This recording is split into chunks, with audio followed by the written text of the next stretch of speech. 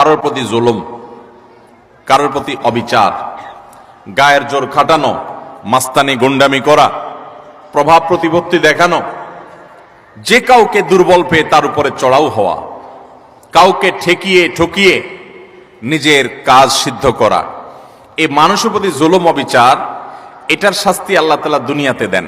পৃথিবীর ইতিহাসে এমন একজন জালেম দেখাতে পারবেন না যে জালেম জুলুম করেছে আর তার প্রায়শ্চিত্ত তাকে দুনিয়াতে পেতে হয়নি। পৃথিবীর ইতিহাসের সর্বপ্রথম জালিম, মানব সভ্যতার মানব ইতিহাসের সর্বপ্রথম জালিম ছিল কাবিল, আদম আলাইহিস সালামের ছেলে কাবিল। সে জুলুম করেছে নিজের আপন ভাই হাবিলের প্রতি। আল্লাহ তাআলা তার মুখ সম্মোচন করে দিয়েছেন, তাকে অপমান অপদস্থ করেছেন, তার এই কুকর্ম আল্লাহ তাআলা ফাঁস করে দিয়েছেন।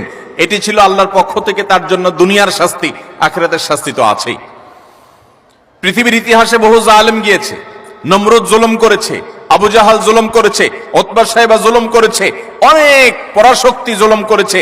আল্লাহ তাআলা তাদের প্রত্যেককে অপদস্থ করেছেন, অপমান করেছেন, তাদের মুখ সম্মোচন করেছেন, তাদের শাস্তি দিয়েছেন। তবে আল্লাহ ছাড় দেন, আল্লাহ ছাড় দেন। আল্লাহ বলেছেন ইন্নামা নুমলি লাহুম, আমি ছাড় দিয়ে রাখি।